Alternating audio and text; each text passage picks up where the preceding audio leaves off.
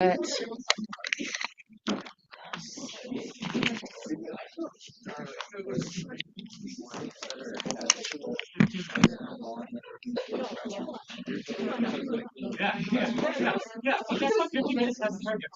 just say 1 hour with a motherfucker. No, that's fun. We got about okay.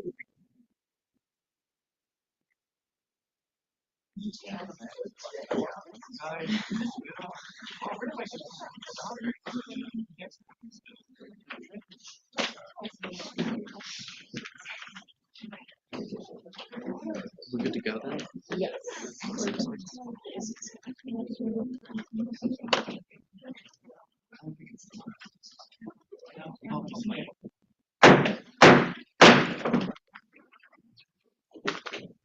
Good evening.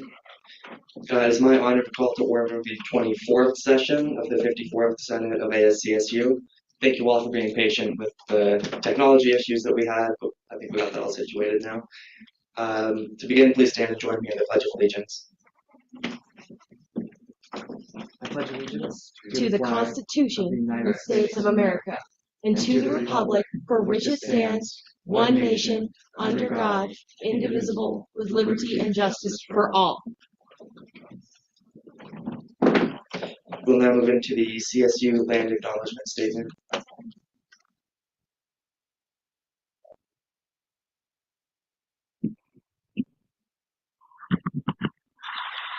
This might be as loud as it gets.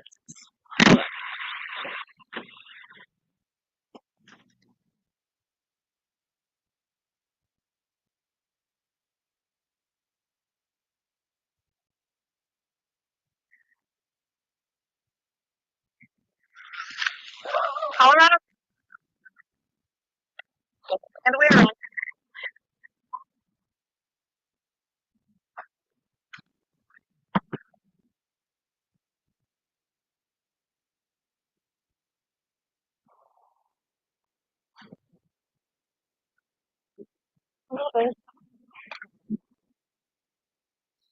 My bad.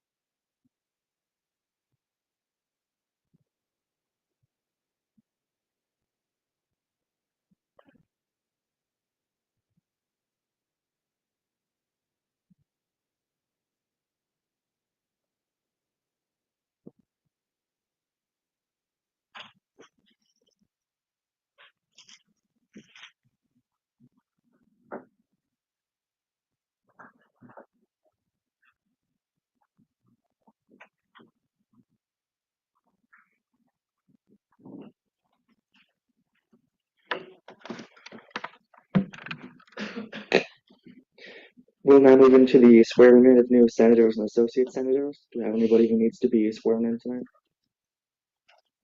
Seeing none, we'll move into the beginning roll call. Hi. Quite evidently, I don't do roll call ever, so if I butcher your name, I am so sincerely sorry. Starting with Speaker Taylor. Present. Speaker Pro Tempore Reese. She walked out of the room. Parliamentarian Camberg. Present. Senator Herrera. Here. Associate Senator Mendoza Hinojos.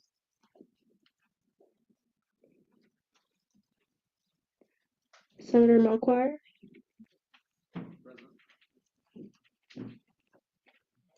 Associate Senator Jackson. Senator Bushell. Present. Senator Diggs. Present. Senator Rivera. Present. Senator Roberts, Present.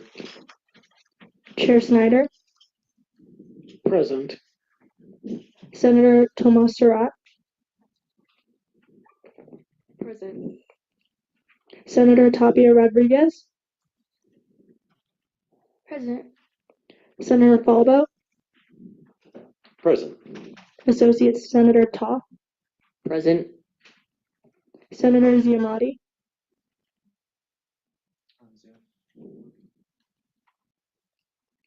Senator Grenier, Present. Senator Lee,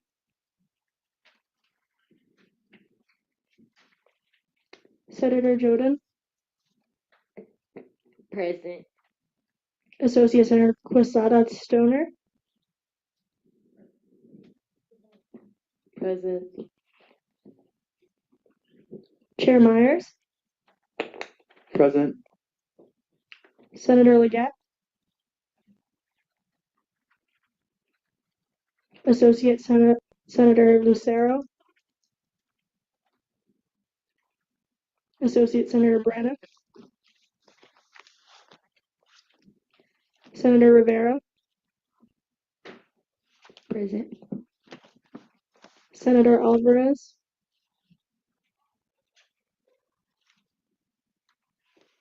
Associate Senator Flores Peredia, Present. Senator Adelier, Present. Associate Senator Bochanan, Senator Mendoza, Present. Senator Green, present. Associate Senator Hernandez, Present. Chair Frisky, present. Senator Luna, present. Senator Gray, Here. Present. Senator Pickerel, Present. Senator Dajama,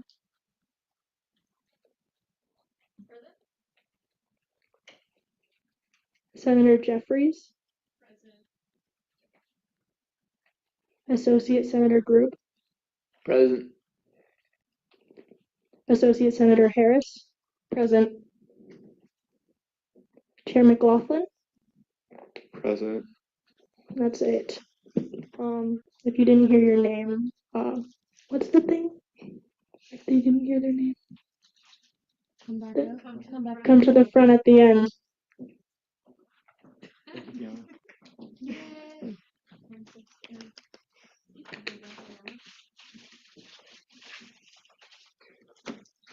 With that, the Senate will move into the consent agenda. Do I see any dissent to the agenda? Seeing none, we'll move into Galvor input. Do we have anybody in the Galvor who wishes to speak? Seeing none, we'll move into the guest presentation.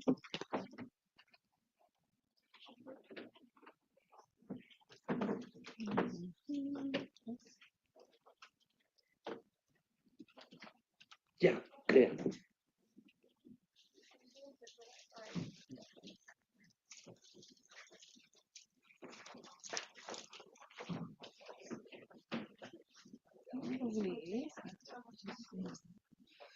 You come up here. You've got a microphone here. You just press this little mouthpiece bit to have it on, and then when you're done, you turn it off. And then I can give you. I don't know how to do this full screen, so we might still have this bar, but I can give you this mouse to be able to navigate through your daily, and if I need it, I will give you a look. Look. Just in Sounds case, fun. and just in case there's a chat.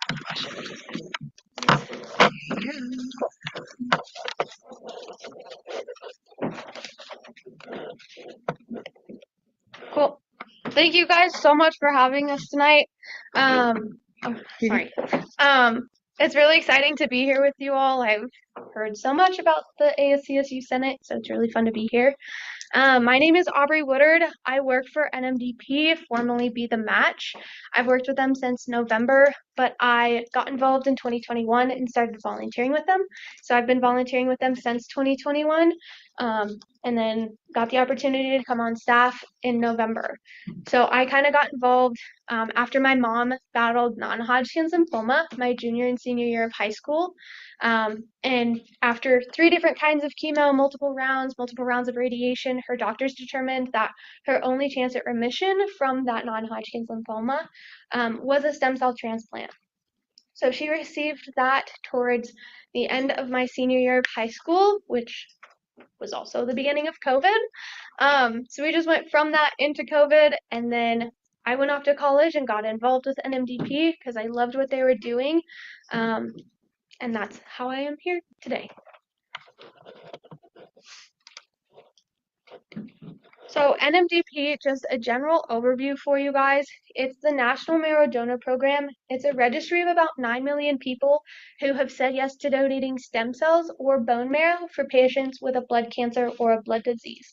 So think about lymphoma, leukemia, Lyme's disease, sickle cell, all of those things we help and we want to help treat. In 2023, as an organization, we impacted 7,435 lives. We say impacted because it is cancer, and cancer sucks, and there's a chance that the treatment does not work. So, lives impacted. That was a fun noise. Lives impacted is just kind of the verbiage that we use. So if you guys ever volunteer with us, which I really hope you do, that is kind of the verbiage that we use because cancer sucks and there is always that chance. We are in 80 different countries and we added 330,000 people to the registry in 2023. Oh, over here. Okay. There you go. Back on the screen. There you go. So this is Olivia. Olivia is a junior here at CSU. She joined at a tabling event similar to that we will be having next Monday and Tuesday. She just walked up to the table, was interested, wondered why there was a bunch of people walking around with swabs, and learned about it, joined the registry, and she actually got to go on and save a man's life in Chicago, which is super cool and I think the ultimate flex. So the first line of defense whenever a patient finds out that they need a stem cell or bone marrow transplant is looking at their family members. Their family members, because of genetics and how that works, their family members are the most likely to be a match for them, but 70% of the time that's not possible. So that's whenever their doctors contact us and we start the search for their perfect match to allow them to receive that life-saving treatment that they need. Our registry is the most diverse, which we are very, very proud of because as that ethnicity diversifies, the chance of our patients finding their match is significantly decreased. So 40% of our registry is ethnically diverse. Here at CSU, our amazing, amazing chapter president, Adele, she started the chapter when she was only a freshman here, and since then, that was about 3 years ago, she's a junior as well, we have added, this number has changed because we do these presentations to you guys, to groups like you guys, but they have added over 1,700 people to the registry in 2 years, 3 years, which is super cool. So a little bit more about the registry itself. We search for people to join the registry who are between the ages of 18 and 40. So college campuses, we love to be on them because it is just a hub for people between those age ranges. You do have to be a resident of the United States. That just means to us that you have to have a US address. So that's all that means. And then you do have to be able to meet the eligibility guidelines or the medical guidelines, which you will see here in a little bit. So donor age matters because as you go through life, your stem cells age, just like all of we do, unfortunately. But as those stem cells live more life, there is a higher likelihood that as they get older, the patient will receive complications or the transplant won't go as smoothly. So that about 80% of the time, doctors request patients between the ages of 18 and 35, which is why we only add people up until they're 40. So how we do that matching is kind of interesting. We match the patient and the donor's HLA or human leukocyte antigen. That antigen is encoded in your DNA, but it is not your DNA. We are not 23andMe trying to take your DNA to clone you in a few years. That's not us. So there are two ways to donate stem cells and bone marrow. The first way happens 90% of the time. So more often than not, when you are asked to donate, it will be a peripheral blood stem cell donation, which is very, very similar to giving plasma if any of you have done that. You have an IV in both arms. One IV is pulling the blood and the stem cells out. We run it through a machine that is very similar to a centrifuge, where we separate the stem cells from your red blood cells, your white blood cells, and everything else that is in your blood. And then the other IV is actually receiving the rest of the blood minus the stem cells that we took out back into your body. So you walk out with the same amount of blood as you walked in, which is super cool. The other 10% of the time, more often than not, it is for children 13 years of age or younger, and it is a bone marrow transplant. It is the more invasive of the two donation options, but that is only because you go under anesthesia for it.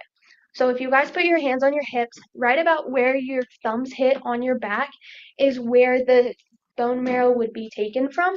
So you go under anesthesia, they go in with what I think is kind of a long needle, but you're under anesthesia so you don't see it. They take the bone marrow, then you walk out the exact same day. You don't get any stitches, you don't get any super glue, you simply get a band-aid. You walk out the same day, you have a little bit of back pain for the next few days, which who doesn't have back pain these days anyway? So the really cool part about NMDP is it's essentially a free vacation for you and a buddy.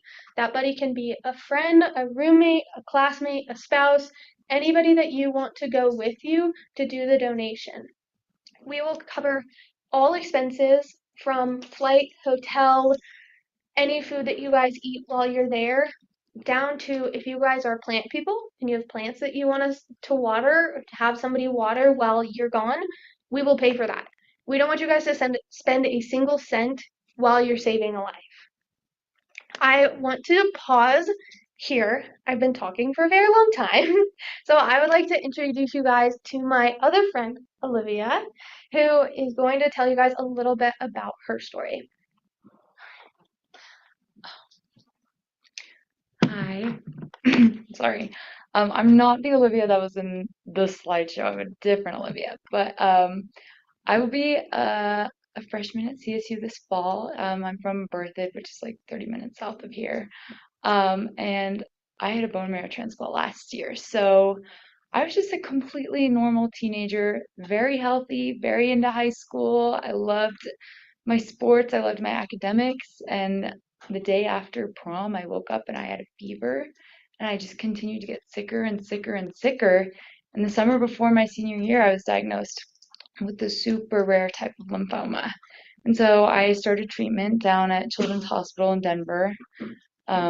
If any of you were treated there when you were little. And my doctors prescribed me first line treatment, chemotherapy, the whole deal. But kind of like Aubrey's mom, it just wasn't working for me. My cancer was very aggressive. It was not going away. And they determined that my immune system just sucked and was failing, and it was failing my body. And much like in an organ transplant, when your heart or your lungs are failing, and so you need to, medicine isn't working anymore, so eventually you have to be on the transplant list. Like, my immune system just was completely failing me. I was going to die if I didn't get a transplant. So they tested my siblings first and my parents to see if any of them were 100% or 10 out of 10 HLA match, and none of them were. So then my doctors went to the National Marrow Registry, the NMDP, and I was lucky enough that they found a few matches for me that were 10 out of 10. And so then they really got to narrow it down and see, okay, who was the best fit. And they reached out to this one donor in Germany, a guy who was in his early 20s, I believe. I haven't got to meet him yet. I get to meet him next year. But he was 100% willing to donate, and on January 4th of last year, I received my transplant, and I'm very lucky. It went completely successfully, and I'm here today, 100% in remission. Oh, thank you. You're too nice. 100% in remission. I'm almost to 2 years marks where I can say I'm like cured in 2 years, which would be in like 9 months. And where was I? Yeah, I went into remission, 100% successful. I met a lot of people along the way who are not as lucky as me, unfortunately. That is very scary. Okay. Who are not as lucky as me. Either they didn't have any match in the registry, like none at all, and they had to get a 5 out of 10 from one of their siblings or parents, or they got an 8 out of 10 and it just wasn't successful for them. Their cancer relapsed immediately, or 6 months down the road, or a year down the road. And so it's people like you who can, join the registry and maybe be a match for one of these kids, not always kids and adults, right? You know, I think it's just the greatest thing you could do. Like, you can donate blood, you can donate platelets, which is also very important. But this isn't just helping someone, you're literally saving someone's life. You're giving them a chance at a second life. And I just think there's no greater gift you could give a person for no cost, nothing. You just go through a small procedure. And I mean, there's 5-year-olds that donate to their siblings. A 5-year-old can do it. Like, you guys are tough enough too. You guys can do it. I've been through the bone marrow and the IV procedure hundreds of times. It's nothing. Like, I think there's really no reason to not join the registry. I really think everyone, if you can't for some reason, if you have some sort of health diagnosis, like, you can always help out and advocate and, come to meetings like Audrey and I'm gonna join and advocate to join the registry, because it really is. And I'm very passionate about it. I could just keep talking about please join, please join. So I'll like stop talking, but I just think it's the greatest gift you guys can give someone. So thank you for listening to my speech, and I really hope you consider swabbing your cheek today, because Aubrey has some kits. And so yeah, thank you.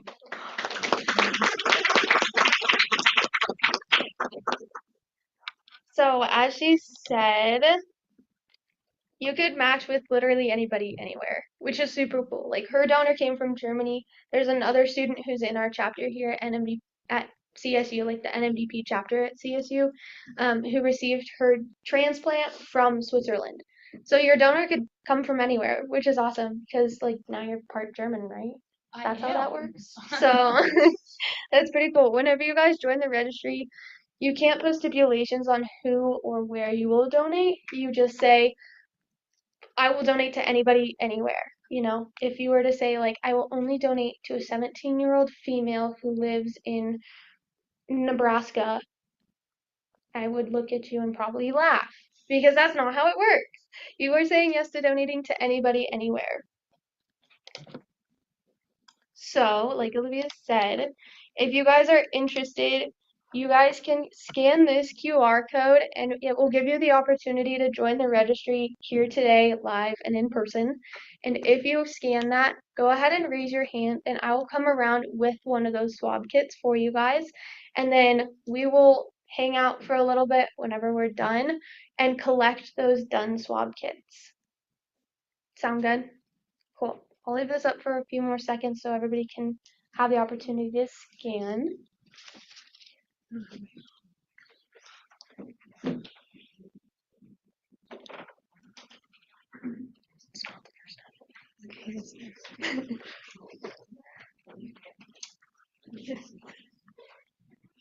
Sweet.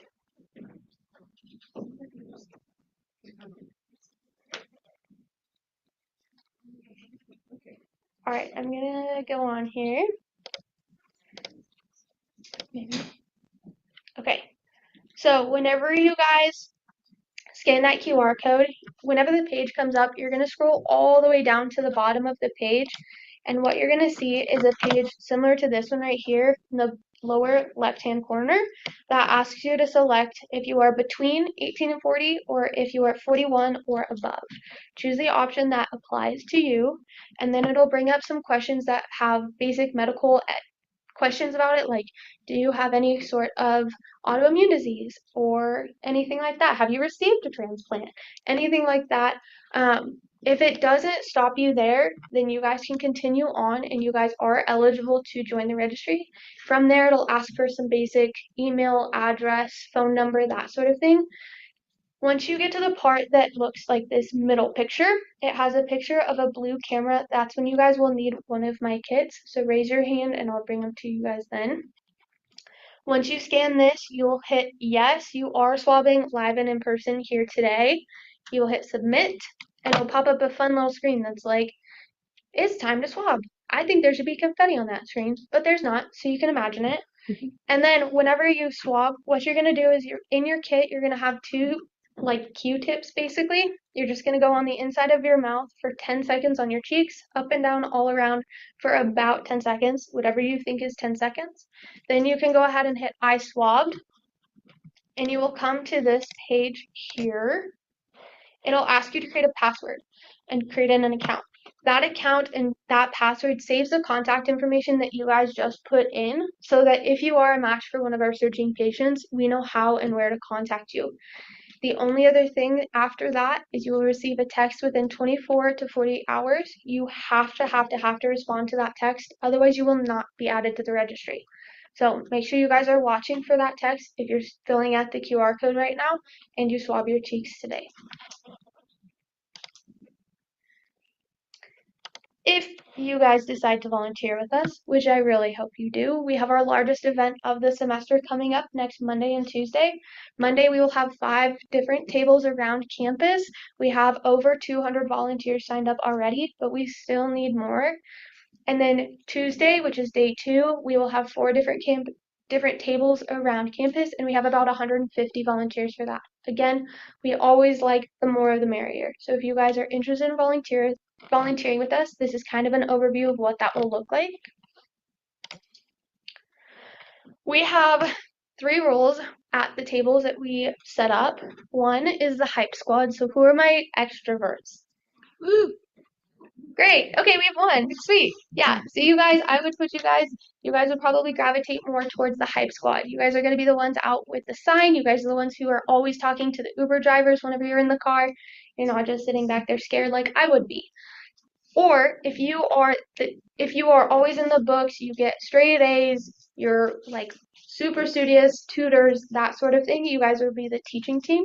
You guys would probably be closer to the table, kind of educating everybody who the hype squad brings in about NMDP and what it is that we do and what we're trying to do today or that day.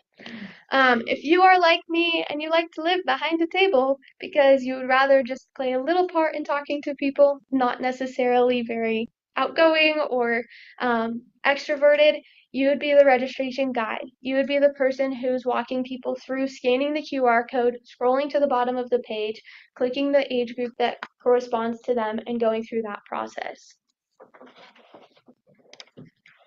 So if you guys are interested in volunteering with us on the 31st or 1st, next Monday and Tuesday, go ahead and scan this QR code. It will bring up our volunteer sign up page and it will then send me an email. I'll add you to the list and email chain and you guys will be all good to go because you will have already heard about NMDP, you know what it is, know what the expectations are at the table. I'll leave this for a few seconds. Cool.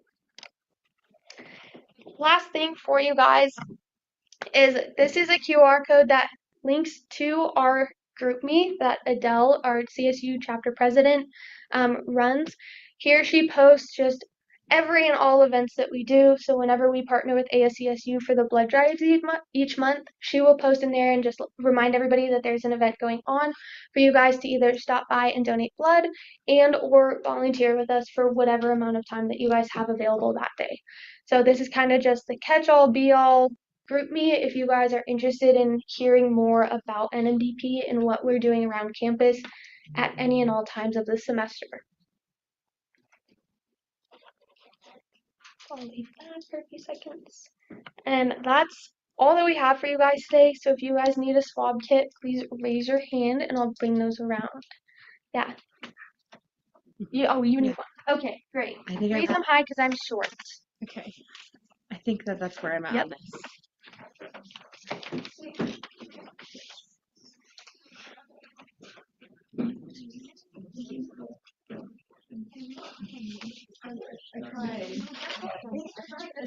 I have medical issues. I have the magic word. Really? I put you in one of my emergency contacts. All my emergency contacts are my husband or other negative friends. Was this supposed to have two spots? And then I need to schedule my. and then I will just hang out in the back for a little bit for you guys whenever you have those swab kits done. If you guys just want to bring them back to me, that would be awesome. Yeah, like, do not. Sweet. Thank you guys.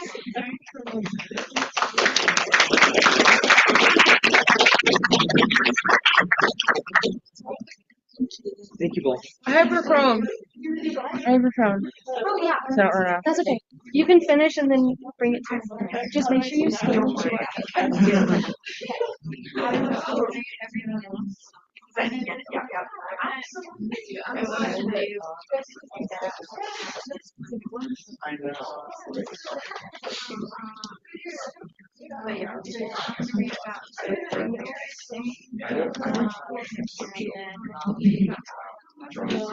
Let's just have a quick show of hands. Who wants a couple minutes to do that?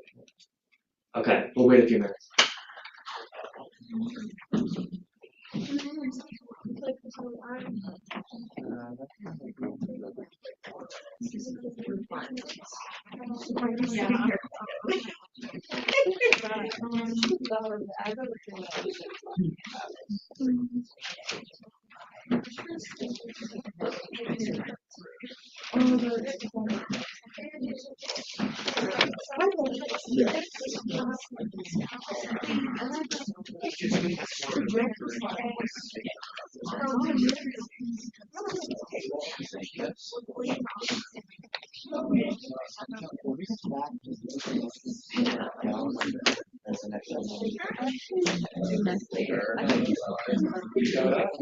Yeah. We add stuff to the agenda. Yeah, I just had somebody who was gonna say something. I missed it. Oh, wait. Yeah. You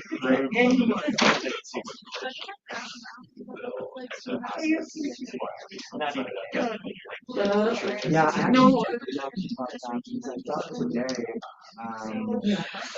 About the whole field election, that position I think mostly. No, the last couple of weeks ago. doesn't scare me. I mean, I suppose we can not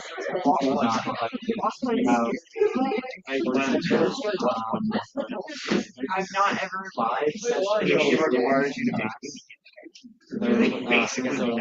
session. And like, I've never looked at like that's what I thought. Yeah, I was so much that the full which one is it?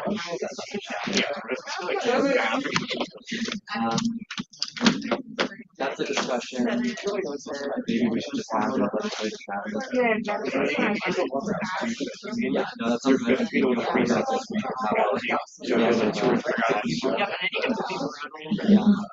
I would love to have somebody in the Senate just like see that and get the position. I think we should. That person's expressed interest for a couple weeks. Yeah, we can talk about that after Senate. Yeah.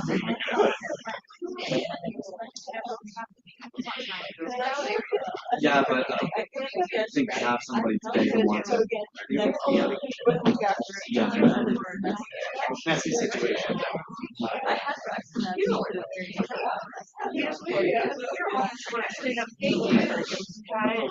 He's like, oh yeah, he does that. Like, he's like, yeah, It's so funny.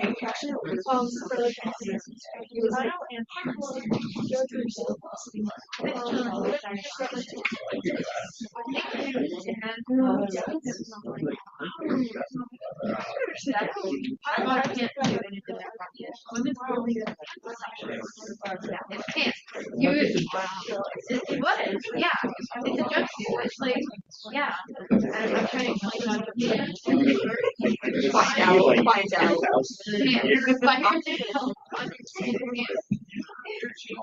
Yeah. I saw another Another. Oh, yeah.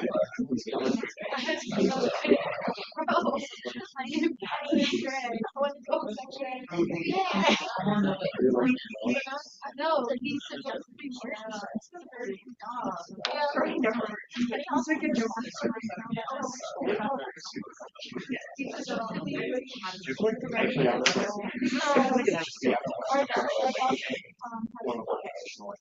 And then Heather was like, Oh, yeah. It's like suffering for the dog. It's like the friendliest you're no one just touch him. If you touch him, he distracts him. Oh my god. He's just getting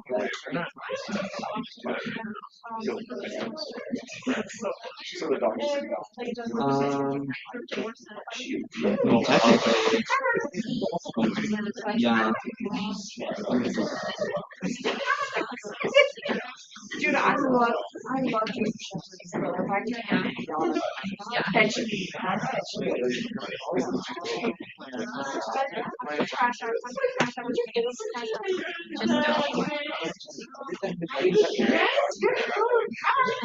I forgot about that. crazy. You're good for 20. I'm just like, oh my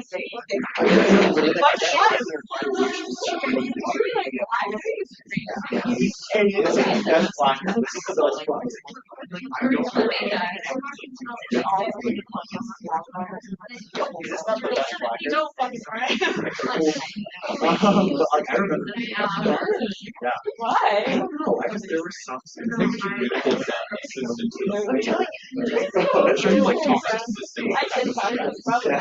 Probably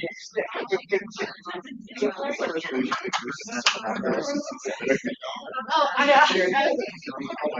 How fun. Senator.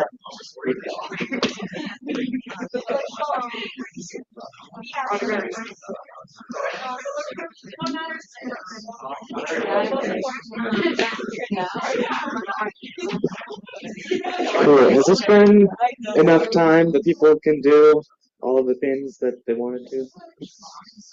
Awesome. Okay. Yes. I would like to make a motion to add additional gallery input as the next item on the agenda. Do I see any dissent to that motion? Seeing none, gallery input will be the next item on the agenda. And we have some folks in the gallery who wish to speak.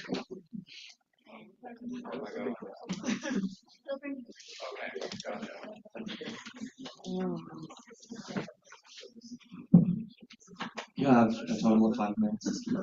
I will not take up that much time. I value ASCSU's time very much.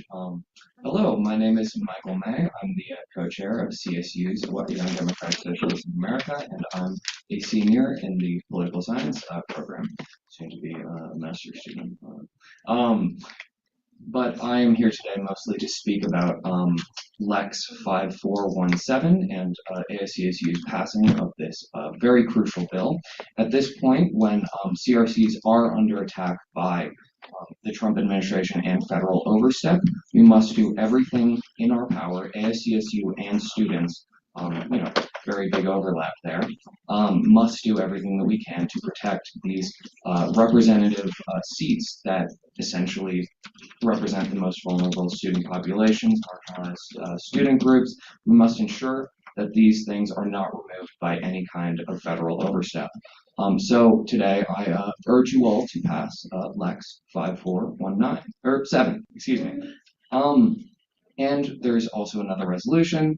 I'm blanking on the exact number. I probably have it on my phone, but I'm not looking. It's about substance recovery. That is something that is of the utmost importance to anyone who's sort of just lived in the real world. It's ensuring that people are able to get jobs and live, get jobs so they can actually return from this sort of like substance abuse, this cycle of buying these things and sort of loss of money, loss of housing, loss of all these things. CSU must make sure that they are ensuring support for individuals who fall between the sort of cracks of society, and we must be sure that we're willing to fish them out. All right, thank you very much for your time.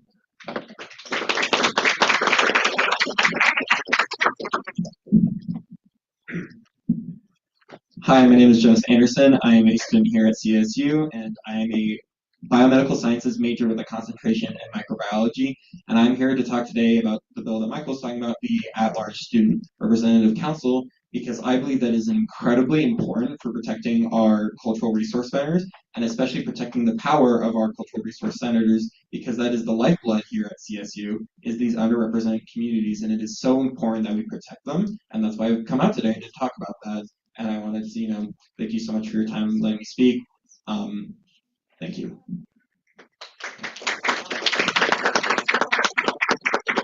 Do we have any additional Gallimore input? Seeing none, we'll move into executive reports.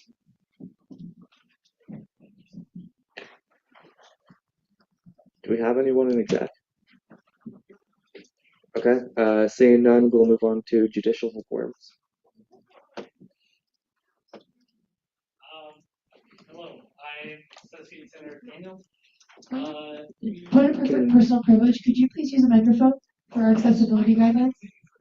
I haven't been Senate forever, I'm sorry everyone.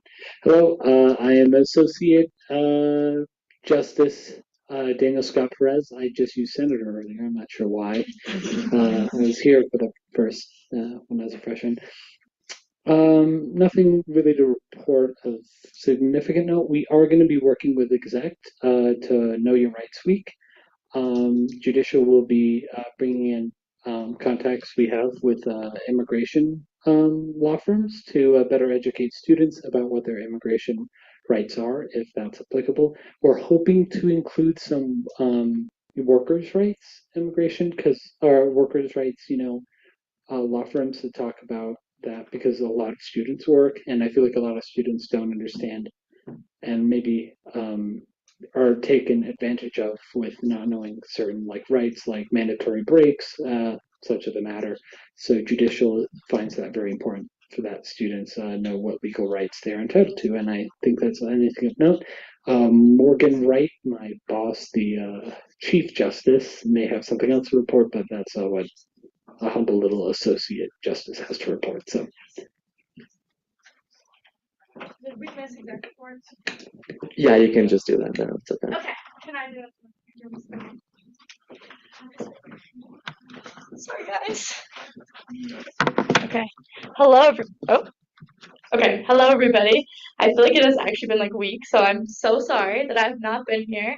I think Joseph talked about Day at the Capitol, literally before spring break. But I just wanted to, thank you to everyone who was able to come today at the Capitol. I think it went amazing. It was great to be able to talk to so many legislators. We went on the actual House and Senate floor, which was really cool. Heard some crazy things from representatives, as always.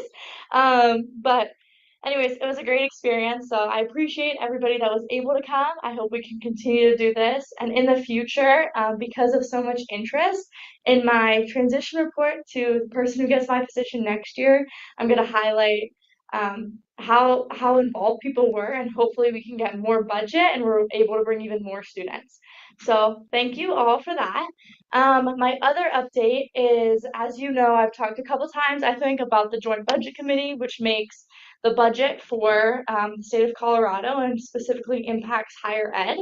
So they have been in continued conversation, and we have been meeting with the JBC members about what funding will look like this year and tuition caps. So the governor proposed a 2.3 tuition cap for resident students and 2.5, which is the rate of inflation. In previous years, they have gone much higher than that because all of the administrations go to JBC and say, we need to raise tuition by 6%, by 7%. And so we have been in conversation with them. And last week, they had a staff recommendation that was a 4.5% tuition increase for resident students and a 3% increase for non-resident students. I met with almost all the JBC members yesterday, and we're like, hey, that's really bad. 4.5 is a lot higher than we would like it to be. So today they said that they were going to bring that number down to a 3.5% cap, which still higher than I personally would like to see, but moving in the right direction. So we will continue to lobby them on behalf. It was super exciting that it was able to at least lower, even by 1% is still significant. Especially for a lot of our low income students, that number can mean being able to have higher education and not. So that's really important to me. They also originally proposed a decrease in our general funding of 1%. Sorry, the numbers keep changing, and so it's like all over the place. A 1% decrease. They are now doing a 2%. 1% decrease. They're now doing a 2% increase in general fund, which is also really, really exciting for us. So yeah, all the things JBC, I will continue to keep you updated after they officially introduce the budget, and I will let you know kind of how it's going and then where it ends. Thank you. Oh, do you have a question? I'm so sorry, Jared. I just left. So that's a 2% increase to CSU's entire budget? No. Okay. So that would be a 2% general fund increase to all schools, all public universities in Colorado. So I'm forgetting the exact, I'm pretty sure it's $12 million off the top of my head. The 0.5 increase that they were originally saying, I know, was 700,000, and then they went down to the decrease, which is part of the reason that they wanted to raise tuition by so much, is because they were getting a decrease of funding from the state, and so they were like, if you decrease our funding, we need to get the funding somewhere. And so now they're doing an increase of funding of 2% from the general fund and lowering the tuition caps at the same time. Does that answer it? Okay. Yes, go ahead. Thank you for all of your work with this regard. But also, what does JBC stand for? I'm sorry. No, you're all good. I'm so sorry. I've like been in so many meetings today. I'm like, my mind's actually jumbled. So the JBC is a joint budget committee. So in Colorado, the budget is decided by 6 legislators, which is kind of insane. So they get the governor's proposed budget, and then they have to balance everything. So because of our tax system, whatever, it's a whole thing, we are consistently in a deficit and in a shortfall. So they're always having to cut funding to certain programs, which is really frustrating. And so every single state department presents to the JBC, and they'll say, please, we need an increase. This is what would happen if you get a decrease. So the Department of Higher Ed presents to them, the Department of Transportation, the Department of Energy, every single department, and then their job is to go through all of those hearings, which takes them up until this point months, and go, okay, what can we cut from? And is there any departments that really need extra money? And so that's where we come in, and then we lobby on behalf of all of our students and say, we understand the Department of Higher Ed is asking for a higher tuition cap, but that would be detrimental to our students. And then they officially decide, and then they'll introduce a bill. So it's like a whole process, but they introduce a bill called the long bill, and then that goes through every typical process that a bill would. Yeah. Any other questions? Okay, perfect. I'll continue to update you guys. Thank you.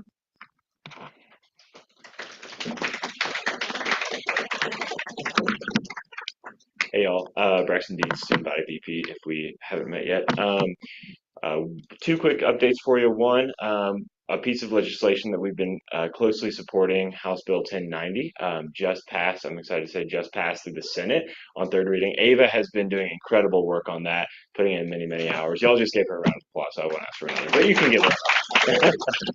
So that bill deals in excessive transparency and excessive junk fees. We're following that bill because a lot of folks at CSU and other colleges around the state find themselves paying a lot of extra fees, up to $2,000+ in fees on large apartment complexes near campus.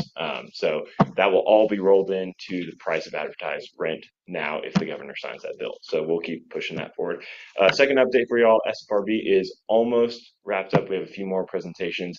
To date, we have saved, and I don't have the exact number, but round about $7 off of the initial proposed fee increase. So go buy yourselves a Starbucks latte and a half. And then after all of the presentations come through, we will bring our own version of a long bill to you all to approve our final fee package for next year. And so that will be coming here in a few weeks, and I'm going to tell you when. Probably tonight. Alrighty, that's all. Any questions? Lady Spaghetti, have a good night.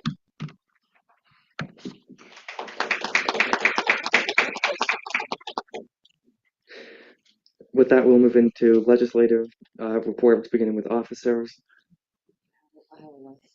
I only have a couple. Yeah. Let's see.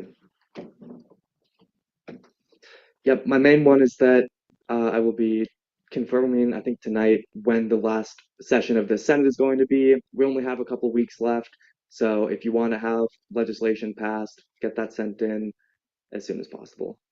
I think that's all that I have. Oh, nope, I had one more. We have apparently quite a few strikes that will be going out this week, so don't get strikes, go to committees, go to Senate, do all of those things. Awesome.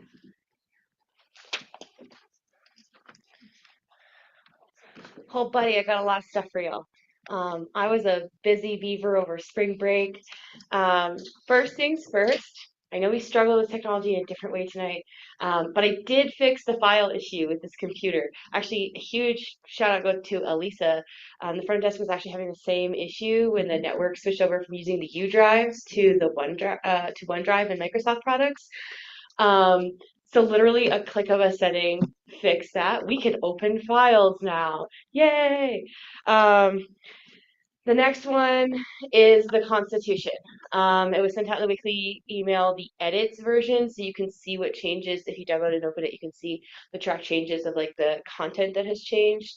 And then all the formatting has been fixed. It's got a beautiful brand new version in a PDF that also went out on the weekly email. It's also on the Teams. A few things there. We got rid of an obnoxious header that wasn't a heading. It was just literally on every page. So it was like a difficult thing to manually fix.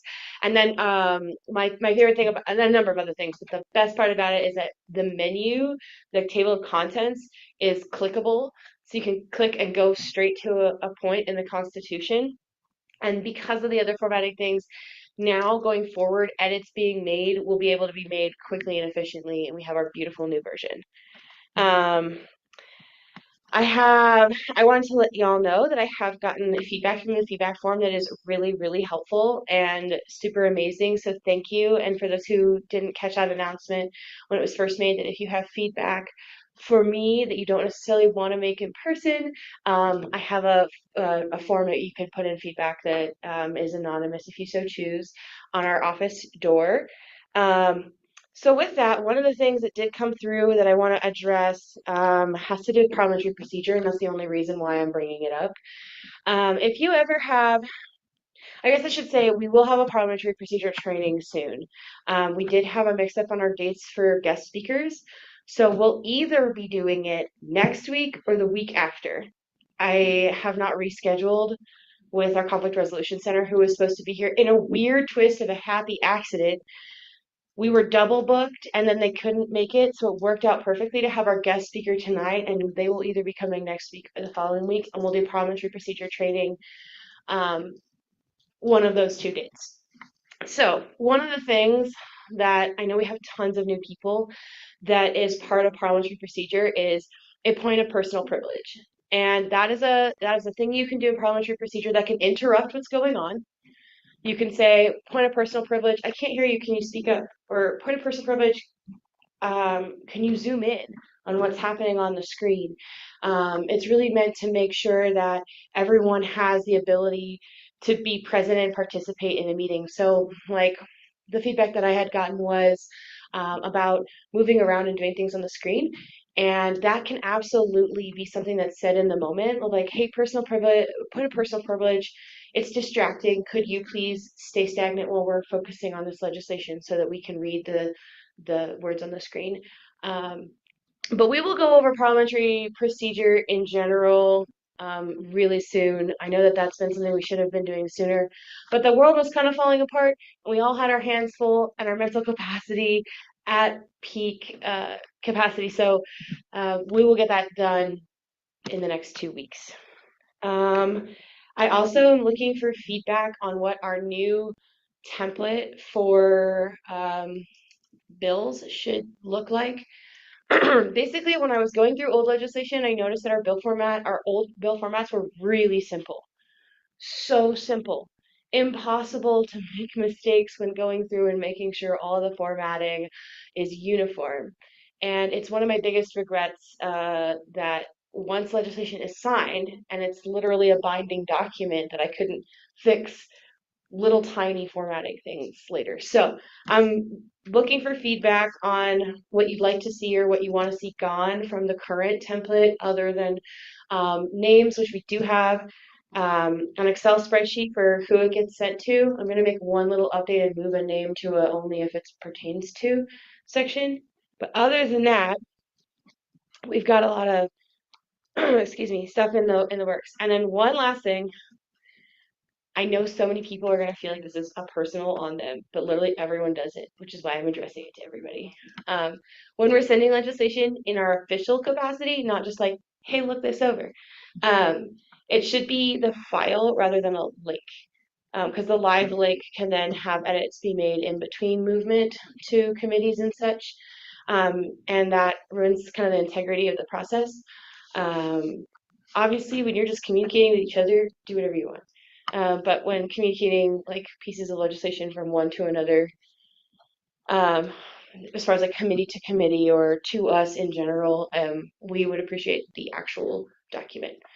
Okay, last but not least, our committee process from getting edits to committee, literally, I don't know physically how I have tried my best to adjust a couple of times to make it as like easy as possible. So now, if you make edits, make sure the name of your committee is in the title and upload it to the 54th Senate Teams. And then when you're looking for the most recent version, that's where it'll be. Okay, that was a lot I threw at y'all. Thank you so much for your patience. Please reach out if you have anything that I can help you with, or you want to give any feedback. There's the anonymous channel to do that as well. Thank you. I love you all.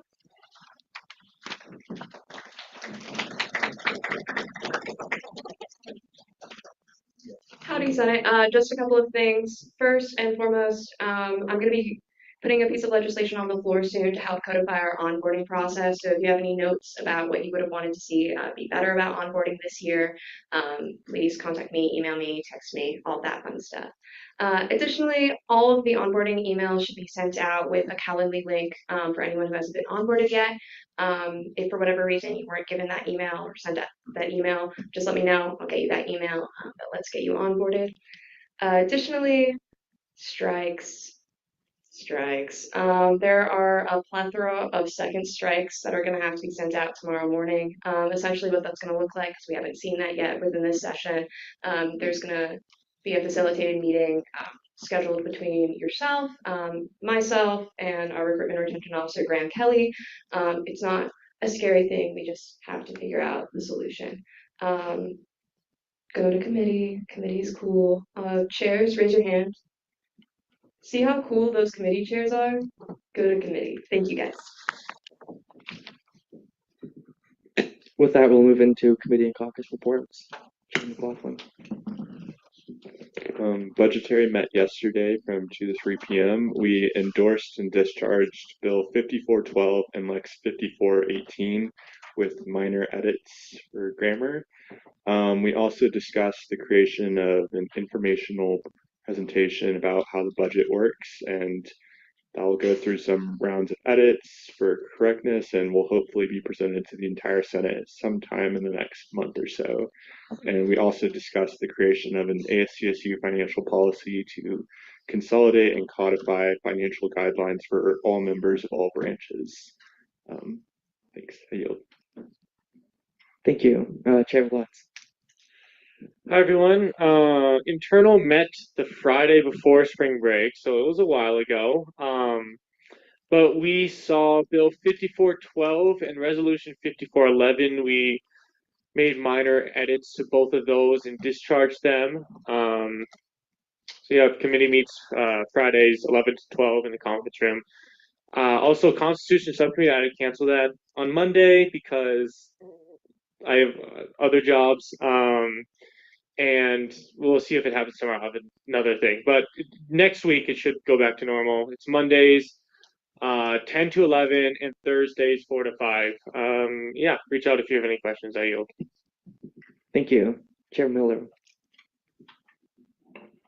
Hi. Last time we met, we looked at Lex 5417 and Resolution 5411.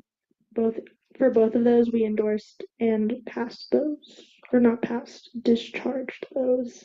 Come to committee 2 to 3 tomorrow. Thank you. Thank you. Chair Meyer.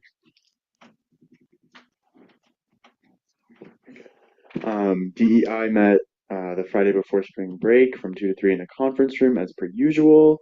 Thank you to everyone who came. I know 2 to 3 on a Friday before spring break is hard, but thank you for being there. We saw 2 bills. We saw Bill 5412, which is the El Centro celebration bill. And we changed all instances where it said ceremony to celebration, just to be consistent with what El Centro wants. And then we made some minor changes to the amount of money. We rounded up by like $13 or something so that it made it easier for accounting. And we endorsed that. And then we also saw Lex 5418, the Budget Sunshine Act. We added a little sentence in a therefore clause that basically gives a little bit more specifics as to what we would like to see done with these fiscal reports that were talked about in the Lex, and we sponsored that bill. And yeah, that was it. Thank you for coming to committee on Friday from 2 to 3 in the conference room. I yield. Thank you. Chair Snyder. All right. So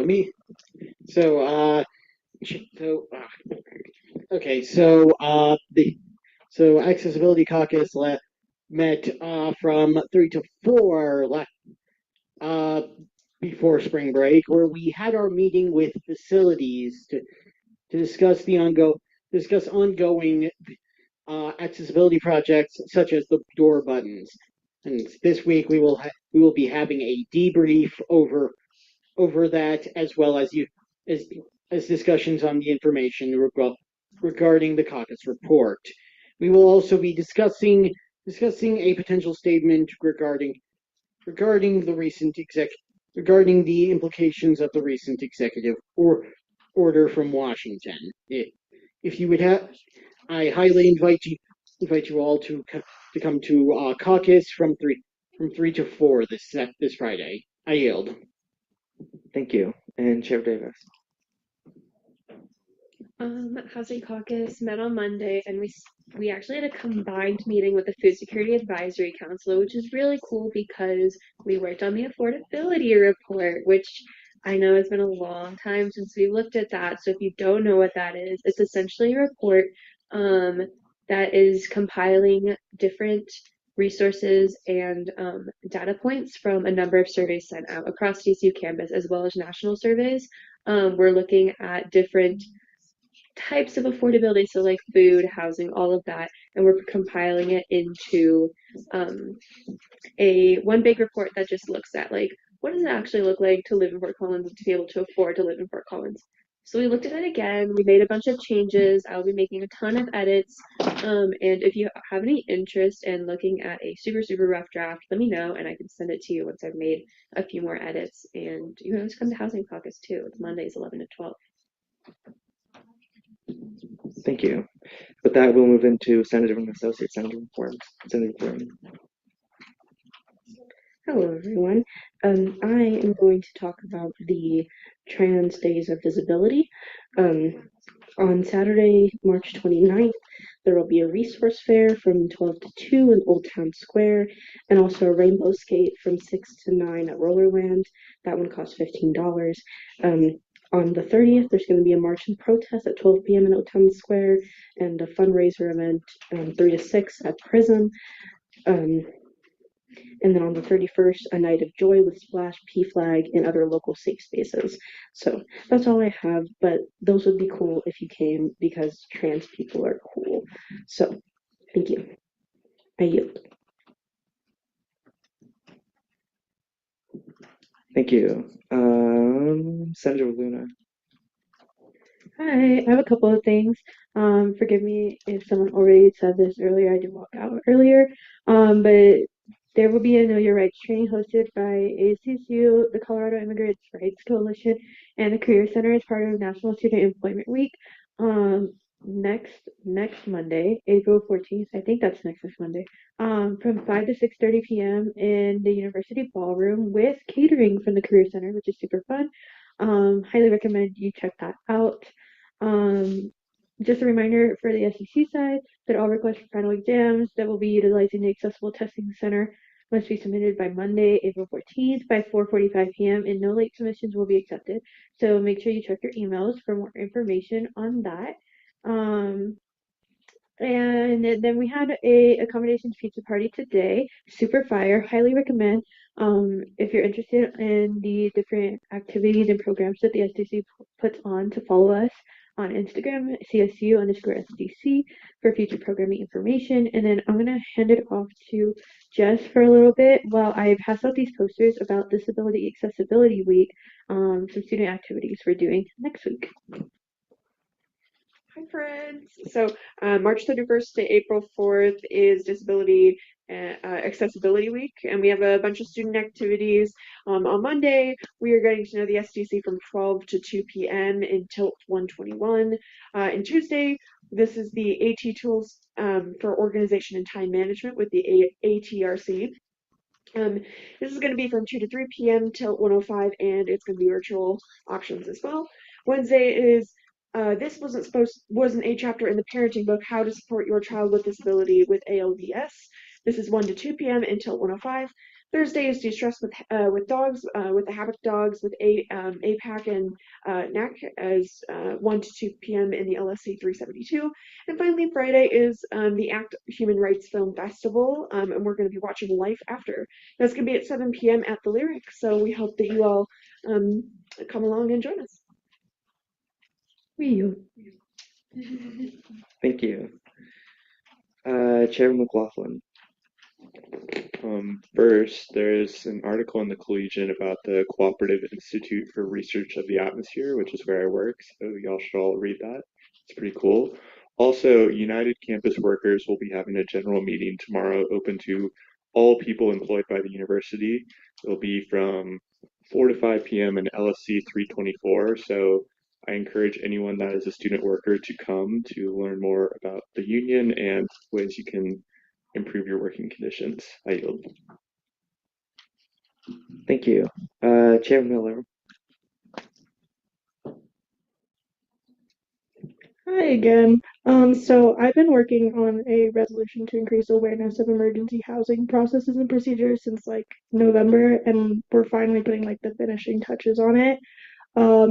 So just like getting more input from housing employees and potentially reaching out to our RHA. If this is something of interest to you, I just wanted to put that out there. So like just like let me know and I can get that resolution in your inbox because I'd love to hear any and all feedback on it before it hits the floor eventually. Also looking for sponsors and endorsements. So I just wanted to throw that out there. Thank you. I yield. Thank you. Senator Boucher. Hi, APITA and Swana Heritage Month is going to be happening in April.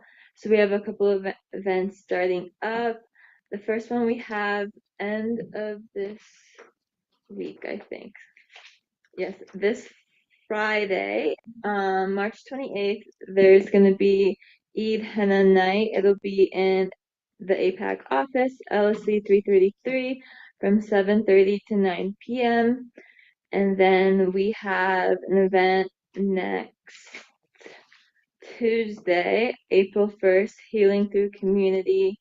Then on April 2nd, which is the Wednesday, we have a Tinikeling dance workshop. And there's more events coming up. So there's flyers in APAC and is it posted on Instagram? It should be posted on the Instagram as well for the whole flyer of the month, but that will be the whole week's worth of events. So come if you have time to hang out with us.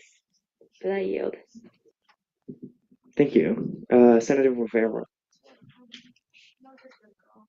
Hello, y'all. So time out. It's time to dust off your boots. The College of Ag is gonna have their 75th annual Skyline Stampede, April 4th to the 6th. If you have any more questions about that, they do have a lot of information on their Colorado State Rodeo webpage. So, Thank you. And then the other Senator Rivera. So El Centro is having Meet the Coaches and Enjoy Donuts. So if you want to come by and meet their academic coaches, they're going to have that on Thursday from 12:30 to 5 p.m. We also have the El Centro store reservations for all students. Please sign up and get a El Centro stall if you're interested in one. Applications do close April 7th, but but we still have applications open, or it'll be until we run out. And then we have some exciting events coming up. El Centro awards are also open. We are excited to announce our nominations for El Centro. Some of the awards include El Centro's Graduate Student Award, the Mary Ontiveros Faculty Staff Award, Doctora Guadalupe Salazar Outstanding Student Legacy Award, La Conexión Participant Award. And if you feel that any student should win this award, please nominate them. We also have the Caminos Fellowship Program. So if you're interested in helping or mentor first generation students, it's a fun program. I've actually done it. It's working with Fort Collins High School and I think Porter High School too. It's on Tuesdays and Thursdays every week, from 2:30 to 4. You don't have to commit for every week and every day, every Tuesday and Thursday. And the students are a lot of fun. So please apply if you can. And you also do get a stipend of $100 to start, and then up to $500. And then yeah, if y'all have any questions about anything that I asked, I would just say please go to Caminos. It's really cool, and the students will literally they're really nice. And yeah, thank you. I yield my time. Thank you. Senator Dick. hello. Okay, so first announcement is if you are a senator and if you're interested in connecting with your constituency during a tabling opportunity, I just sent out a second when to meet in the ASCSU group me. The first one, the dates were kind of messed up, so if you're interested, please fill out the second one. And then also, I wanted to let y'all know that Africa's Got Talent will be having a talent show on April 5th, so not this Saturday, but next Saturday. The other details with location are on Africa's United Instagram page, which is just Africans United CSU. And you guys should really go. There's going to be student performers, dancing, music. It'll be a good time. I yield. Just a quick point of information. When you say ASCSU group me, do you mean like the CRC group me, or what specifically are you referring to? I think I sent it in just the general group me, but let me check on that. Point of personal privilege. Can you send that in the Teams too? Of course. Yeah, I'll just send that to the teams as well so that everyone can have it. I yield my time. Thank you. Senator Jowden? Thank you.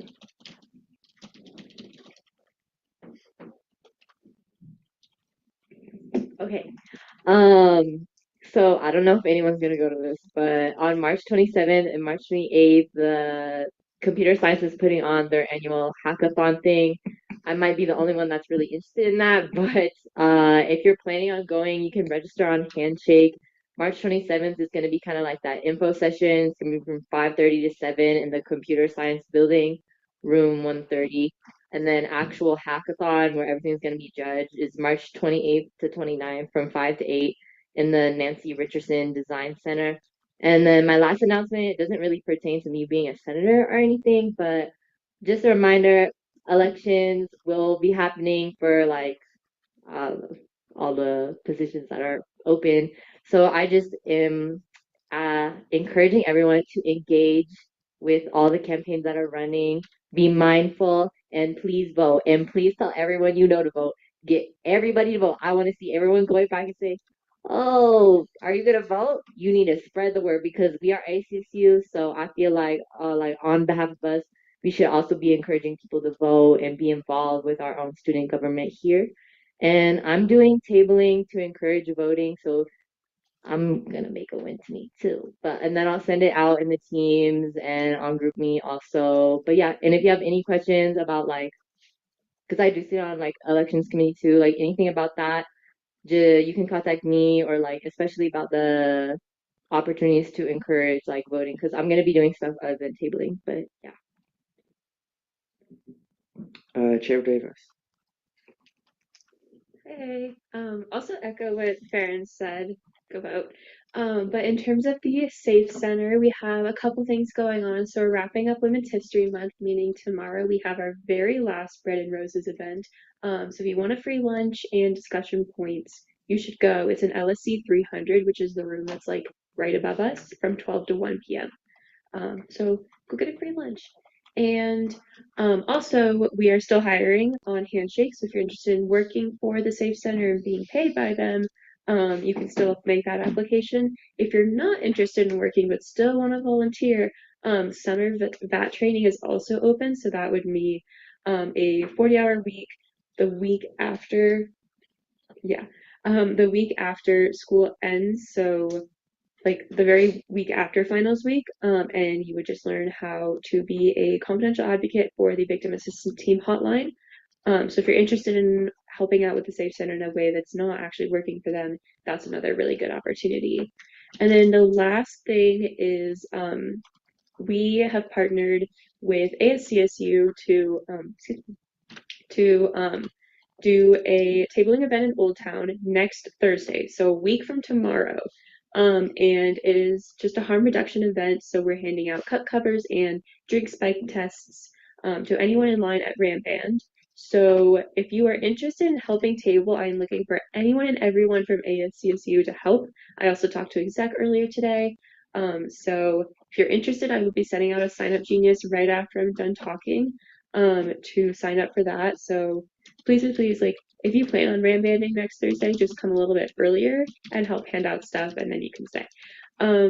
Yeah. Oh, and finally, just a reminder, it is in everybody's job description that you have to go to at least one executive cabinet meeting. If you can't make it, email Brooke and Jakai. This was from a bill that I passed last semester, and I also sent it out in the general teams a while ago. So it's Wednesdays from 5 to 6. Yeah, I yield. No, I yield to Olivia. I just wanted to briefly talk about one of the jobs that we have available. We used to call it Red Whistle Brigade. Now it's going to be called something different. But if you want to give presentations to freshmen about consent, we're kind of changing things up. It changed my life. I'm not going to get emotional. That's all I'm going to say for now about that. But please, if you want to, please sign up for that. I'll probably be leading it depending on how things play out. So, I yield. Thank you. And Senator Luna. Hey guys, I'm back. I forgot in my mess of SDC stuff to talk about a meeting I had today with it's called the Faculty Council Committee on Libraries, I think, but the acronym is FCCOL, and that's all I remember.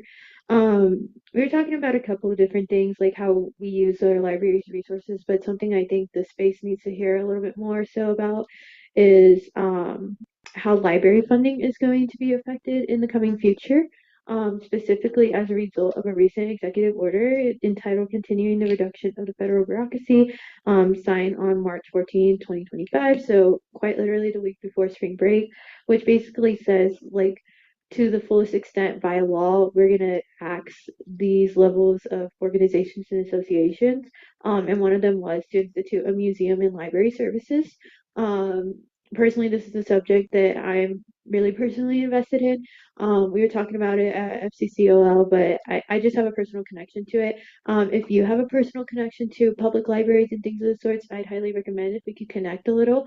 I need to do some outreach with some of the chairs of FCCOL to determine how they want to use student input. But if you have any like library knowledge or like if you're a library nerd like me, feel free to connect with me. If you want to see any of that be translated into some advocacy for library funding. But yeah, see ya. Thank you. With that, we'll move into conference business with 2 hours on the conference clock, beginning with Lex 5417.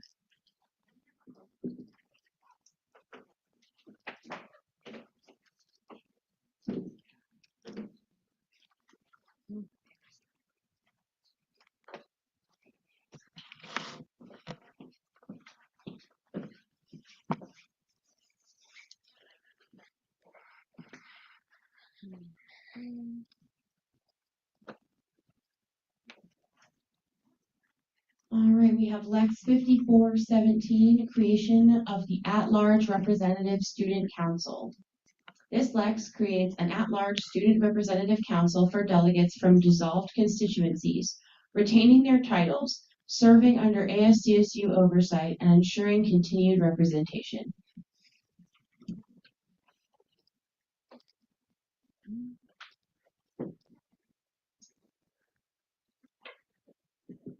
Did committees make edits to this legislation?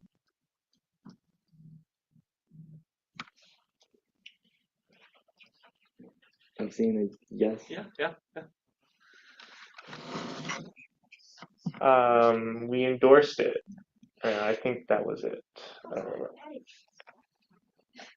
What was that? What?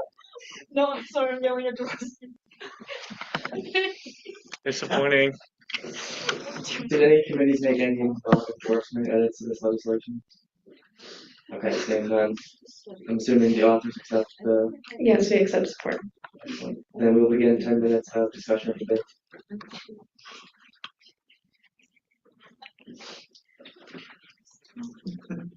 Chair Davis.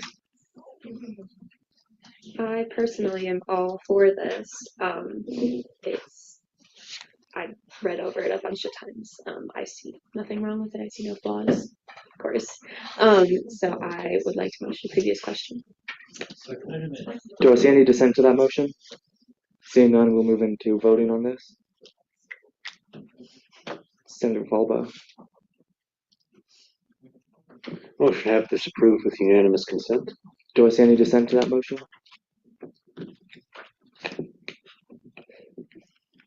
According to the bylaws, then it's a secret ballot vote unless we have a motion to do it by something else.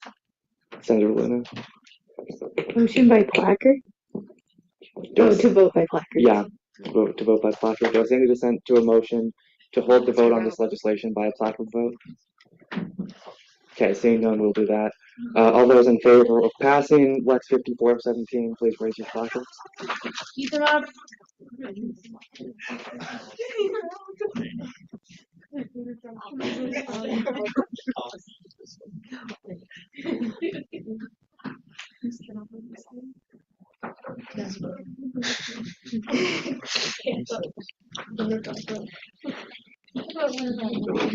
You can put those down. Those opposed? And abstentions? 26 to 0 to 1. Awesome. Then with a vote of 26 to 0 to 1, this Lex passes.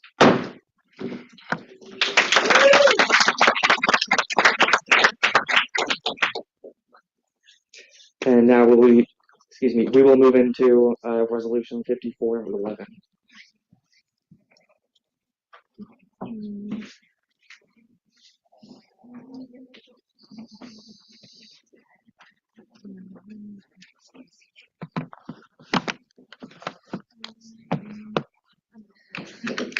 Hi, everyone. My name is Morgan Wright. I serve as the Chief Justice here, but I'm coming to you mostly as a psychology student. Kind of as I gave my spiel about that last time we were up here doing this. I have the privilege of introducing to you today, Brittany, oh my gosh, Brittany Linner, sorry. I'm so bad at your last name. Soon to be Dr. Linner, because in a few short weeks she's graduating with her PhD. So everybody, round of applause. Yes. And she is going to share her expertise with you on a little bit more background on why this resolution is so important. So, floor is yours. All right. Thank you. Like Morgan mentioned, my name is Brittany. My pronouns are she, her, and I'm a PhD student in industrial organizational psychology, which means that I study psychology applied to work. My research in particular focuses on equity and worker well-being, and I have been focusing for the last couple years on the experiences of people in recovery from substance use disorder and their work experiences. So today I'm here as a recovery ally, and that means I'm someone who's committed to creating work and learning environments that are inclusive, stigma-free, and supportive of people in or seeking recovery. So I want to talk to you briefly about recovery-friendly workplaces, and this is a movement where employers intentionally build workplace cultures that support employees in and seeking recovery from substance use disorder. So why does this matter? This affects millions of people. Nationally, over 13 million workers, which is about 1 in 11 employees, are in recovery. And here in Colorado, there are an estimated 400,000 individuals in recovery.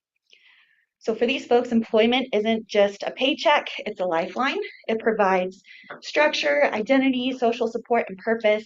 And research shows that employer-supported treatment is more effective and leads to longer-term recovery than treatment that's just prompted by friends or family. So employers really do make a difference in folks' long-term recovery status.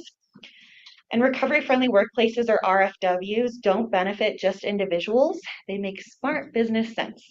So employers who adopt these practices report higher productivity and retention of employees, lower absenteeism, so more folks reporting to work, better employee satisfaction, and reduced healthcare costs. On average, each employee in recovery saves employers $8,500 per year, and that's each employee. Meanwhile, Colorado has cumulatively lost an estimated 360 million work hours due to opioid use. And supporting recovery isn't just compassionate, it's economically essential. But there's a huge barrier to recovery for folks who are employees. Stigma is a big thing. Substance use disorder is one of the most stigmatized health conditions worldwide. People in recovery face damaging labels like addict or junkie, and they're often seen as untrustworthy or unemployable, even if they've been sober for years. So think about this on a college campus. We know that university culture and then later workplace culture often centers around alcohol. So we have tailgates, happy hours, office parties, toasts, networking events. Drinking is often seen as a way to bond during these events. So it's difficult for someone who's in recovery not only to avoid drinking, but to disclose that they're in recovery in the first place. So saying I don't drink in these environments might be met with confusion, judgment, or even social exclusion. In fact, people who abstain are often labeled as killjoys or weirdos, and that's according to some great research. So there's a double stigma for drinking too much related to substance use disorder, and for not drinking enough if you're wanting to bond with folks in your workplace or for students at times. So even though workplaces and campuses can be different settings, they share cultures where alcohol is normalized or expected. And this makes recovery harder to navigate. So what would it mean for our university employees, our faculty, staff, and student workers if the university pledged to a recovery-friendly workplace? It would mean that we're committed to being a workplace where employees in recovery or impacted by substance use are treated with dignity and supported holistically. This could involve things like training supervisors and HR staff on how to recognize and reduce stigma, ensuring leave and accommodation policies are recovery informed, providing access to mental health and substance use resources, and fostering a culture where disclosing that you're in recovery doesn't come with fear of discrimination. There's been reports that people in recovery can be discriminated against in terms of hiring, promotion, or just day-to-day workplace interactions.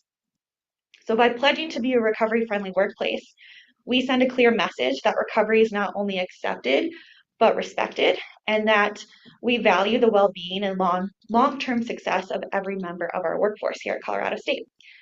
We wouldn't be doing this alone.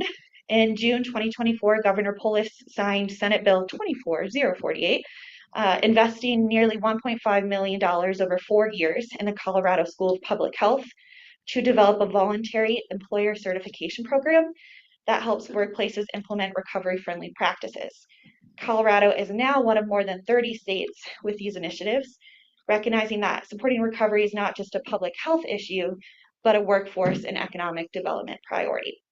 So our goal today is to encourage CSU to sign a letter of intent to join this movement, to say we too want to become a recovery-friendly workplace. This would be a voluntary, non-binding step, a way to align with the state's efforts and begin exploring how CSU can create a more inclusive, recovery-supportive culture for faculty, staff, and students. So it's a meaningful, achievable action, and one that says loud and clear, we believe recovery is possible, we believe recovery should be supported, and we believe CSU can lead by example. Thank you for your time and your commitment to inclusive communities. I appreciate it.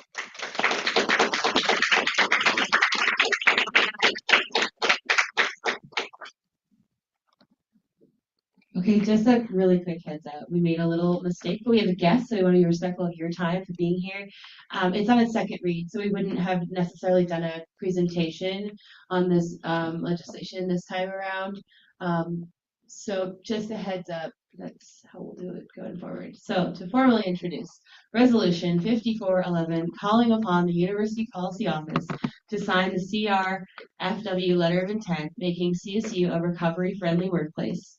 This resolution calls upon the University Policy Office to sign the letter of intent provided by the Colorado Recovery Friendly Workplace Initiative, thereby committing Colorado State University to fostering an inclusive, supportive, and stigma-free work environment for employees in recovery or affected by substance use challenges. By taking this step, CSU will align itself with evidence-based best practices that enhance workplace well-being, retention, and productivity, while setting an example for students and the broader community. Beginning 10 minutes of discussion and debate on this. Jim, welcome. Are we allowed to ask questions to the presenters? Q&A was on the first board, so no. Okay, never mind, I yield.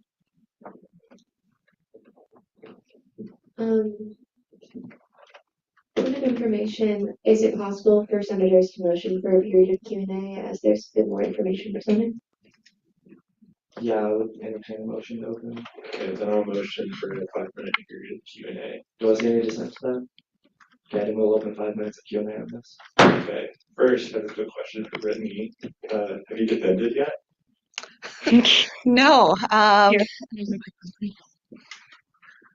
have not defended. I will be defending here hopefully in a month. So technically I won't graduate until August. Okay, well, I wish you best of luck on that. Thank you. Is there any data on the outcomes of becoming a recovery-friendly workplace and how that benefits people in recovery compared to non-recovery friendly workplaces?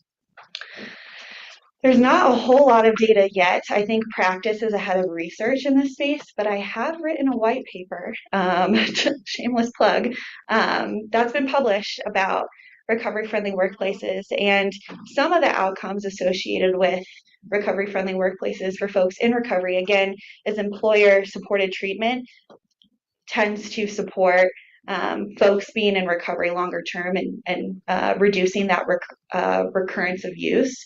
So kind of reducing the chance of relapse or recurring use has been one thing. I think another big area is employer satisfaction, higher productivity and retention, which again can be a business case, but it can also be helpful for people in recovery to be going to work and getting their paycheck. And so those are some of the biggest ways. I only wanted to provide a short thing today, so if you want to read my white paper, feel free. I can share more there. Thank you. I yield. Thank you. Any additional questions? Seeing none, we'll open discussion and debate. Any discussion and debate? Okay, seeing none, we can move into voting on this legislation. Chair Snyder. Motion to approve this with unanimous consent. Do I see any dissent to that motion? Seeing none, this is passed with unanimous consent.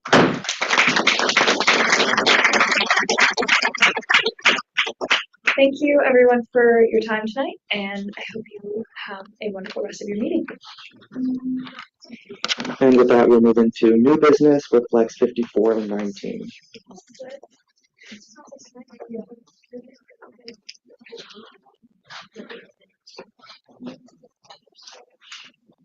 Can you read the abstract and the therefore clause, please? I'm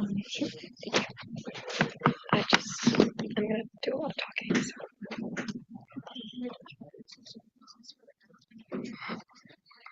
All right, we have Lex 5419 establishing a voting caucus. Oh, why is this not?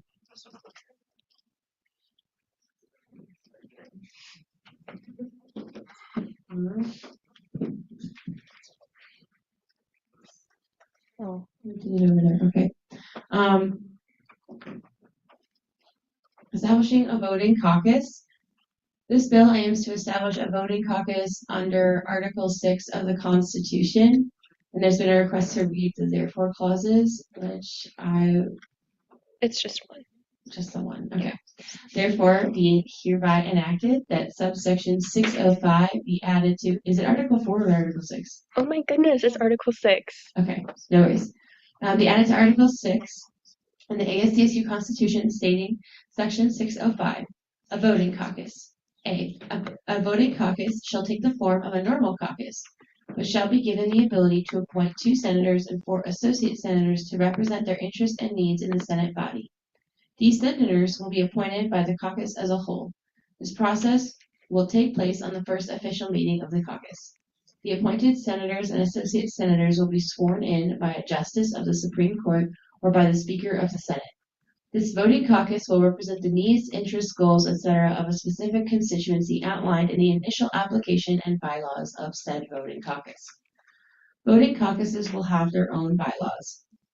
Senators and, C. Voting caucuses will have their own bylaws. D. Senators and associate senators representing the voting caucus will, to the best of their ability, represent the constituencies and interests/goals of said constituencies that are established by the voting caucus. E. Senators and associate senators chosen to represent a voting caucus will be ratified by the Senate in a majority vote. F. The voting caucuses will be established through a lex presented and passed by a majority vote through the Senate. This lex will contain the bylaws of the voting caucus, the constituency that they plan on representing, and the goals/action items that they will pursue as a caucus. Furthermore, this lex will require a change to the bylaws of the active Senate during which they are applying, detailing the constituency that they are representing. After a lex establishing a voting caucus is passed, the constituency the caucus is representing will be added to the bylaws of its respective Senate. G. Voting caucuses will meet a minimum of twice per month. E. Wait. Oh my gosh. It's okay. H is what it would be. Voting caucuses will be chaired by one or both of the appointed senators who represent that voting caucus. F, that would be I. A constituency who wishes to be represented by a voting caucus must either be A, a member of the at-large representative council, or B, have had a constituency outlined in section 204 of the ASCSU Constitution that has since been dissolved. G, that would be J. A voting caucus will report to an advisor who will operate as another measure of accountability and sending it to all the people. You have 10 minutes to speak about this if you want. Thank you. And thank you for reading. I asked to have it all read because I'm going to kind of go line by line. For full transparency's sake, I bet a lot of you are like, Lauren, why did you write this? That's a great question. I wrote this because this is meant to be a backup measure in the unfortunate instance that CRC seats are no longer a thing. So for more transparency, I do plan on like holding on to this after the like when it's at its end until it's necessary, just because I don't want to create an extra step if we don't have to, but this was a backup plan to ensure CRC representation in the Senate through a different means of the Constitution.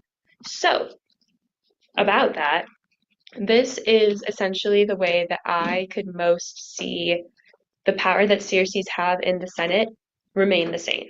This is establishing a voting caucus, and so it's taking kind of the idea around what a regular caucus is, which is not a special branch of like any specific, not a special, like a part of any specific ASCSU branch, right? So like a caucus isn't necessarily a part of legislative or executive or judicial. It's meant to be like an inner branch outreach arm of ASCSU. However, all of the caucuses are housed under the legislative branch. That's why we have caucus chairs and like time for caucus reports and all of that. So this to me is the most similar way that a CRC would function under ASCSU. And so each voting caucus is allowed 2 senators, and they have to have a specific goal and intent and constituency. So I'm just going to use like the Safe Center as an example throughout this whole thing. If, for example, Safe Center no longer has constituency because we don't exist or whatever, Olivia and I, for example, could create a Lex that would establish the Safe Center Voting Caucus. That caucus then is allowed 2 senators to represent it in the Senate, as well as 4 associate senators that come along with any other like senator, if that makes sense. We have to have our own bylaws as pertaining to just like Article 6 anyway. And we have to have within those bylaws a specific constituency in mind, which in this like case of like a Safe Center Voting Caucus would be survivors, and a specific goal and intent. So that would be whatever we do as a Safe Center now, you know? So like in terms of like educational programming, we would be doing the same thing. We would essentially just be like an arm of the Safe Center into ASCSU if the Safe Center doesn't exist, if that makes sense. And then moving down to D, we have to obviously represent the best interests of the voting caucus. That's why we have these established norms and goals and all of that. So that is, again, just making sure that we're representing our proper constituency. And stuff to be ratified in the same way that any voting caucus is ratified, or any regular caucus is ratified. So like, again, keeping those checks and balances. Meeting a minimum of twice per month just to kind of establish this precedence of you're still meeting, you're still representing your constituency, you're still like understanding what you need to do as a representative. And then I really wanted to highlight F part 2. So like actually which is that a constituency who wishes to be represented by a voting caucus must either be a member of the at-large representative council, which was just passed in Lex 5417, so there's some context, or have had a constituency outlined in Section 204 of the ASCSU Constitution that has been dissolved. So into Section 204 of the ASCSU Constitution, that is where it's outlined that CRCs get seats. So it says that every single CRC, the SDC, the Safe Center, and then the Academic Advancement Center all get seats in ASCSU legislative branch, if any of them have their constituency dissolved, not actually, but like the CRC doesn't exist anymore, they still get to then apply to be a voting caucus because they fall under Section 204. And then they report to an advisor who counts as another measure of accountability. Not gonna lie, I haven't fully thought that one through, which is why I am going to go to all of the committee meetings. So how long do I have left? Just a couple minutes maybe. I will be attending every committee that this goes to answer any other questions, but obviously now is also time for Q&A. I yield. Beginning 10 minutes of Q&A. Senator Huerva. Thank you for writing this, Senator Davis or Chair Davis. How do you see this Lex sort of existing with regard to the at-large committee legislation? Would it serve as like an alternate route, an alternate solution, a replacement? Yeah. So it's essentially an add-on. So the at-large representative student council is only meant to last to the end of any particular term. So for example, when we, like, if we as CRCs all lost our seats, we become a part of this at-large representative council just until the 54th Senate is over. Then everything resets. So that was meant to be a short-term plan. This is meant to be an add-on. So if anyone had been a member of the at-large representative council, they can then apply. If not, they still have their constituency outlined in Section 204, so they can still apply. So at-large representative council is to the end of this, like, 54th Senate. This would start after that. Thank you, and I'm sorry for my ignorance. Chair McLaughlin. Item F E says that the senators and associate senators chosen to represent a voting caucus will be ratified by the Senate in a majority vote. Would this mean that the Senate is required to approve of all representatives chosen by these voting caucuses before they're able to become members of the Senate? I made a mistake. I will be taking that out because it does say in Section A that they're sworn in. And so I made a mistake. Thank you for catching that.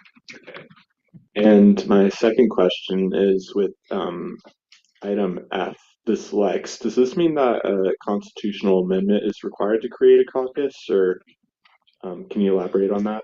Yeah, so in the Constitution, the way that it defines a lex is something that takes the role of both, that when a bill and a resolution are both required, that legislation will take the form of a lex. So a lex is just used when you need to write something that needs a bill and a resolution. So in this case, the bill is necessary to create the voting caucus, but the resolution is necessary to establish bylaws and to have like all of their constituencies and like the resolution part of them creating what they want this voting caucus to be, if that makes sense. Okay. And one final question I just thought of. Will these caucuses be required to be renewed each year like a regular caucus? Yes. All right, thank you. I yield. Just for a really quick point of clarification, this is also making an amendment to the Constitution, so is Lex on those grounds as well. Chair Snyder. I yield to redundancy. Thank you. Do I see any additional Q&A? Seeing none, this will be sent to the DEI Committee and the University Affairs Committee. Thanks, guys.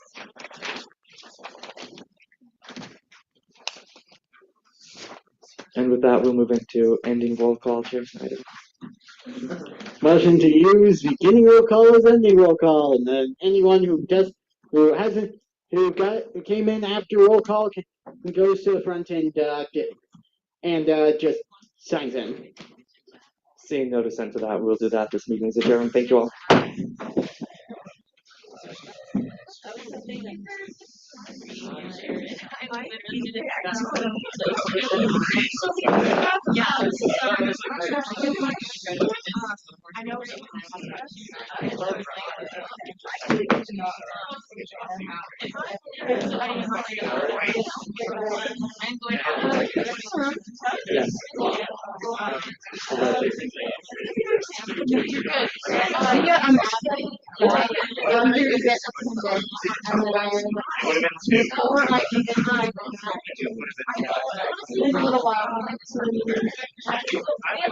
Our first couple things was like down here. And after a speaker, I went to 10 page.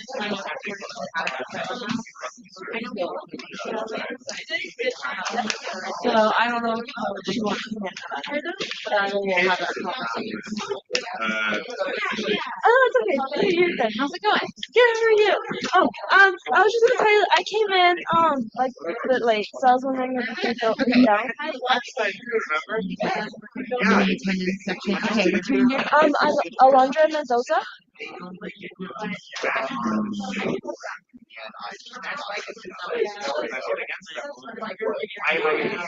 Awesome. Is it spelled with an O and like A-L? I-M-E-N-D. Oh, Alondra? A-L-A-N-D-R-A. A-L-O. A-L-O. When I give it to Brooke, it's in a spreadsheet, so they'll just mark it. Yeah. Brooke is. He Brooke just said she's still here. Okay, cool. Okay. So. Because I haven't had my. Oh, there she is. Her yet. Oh, okay, okay. Thank you. You might have missed in her report, Brooke. You give a recap of your your announcement about meetings for onboarding. Are you brand new? Hi. Yes, I'm Alondra. Okay. I was supposed to meet with you before spring break, but I think so. I was so sick, and then like I gave up. But yeah. So okay. Let me write it down. I have 3. Okay, so then you got the chance. So you're welcome to come, but it's open to non. I don't necessarily.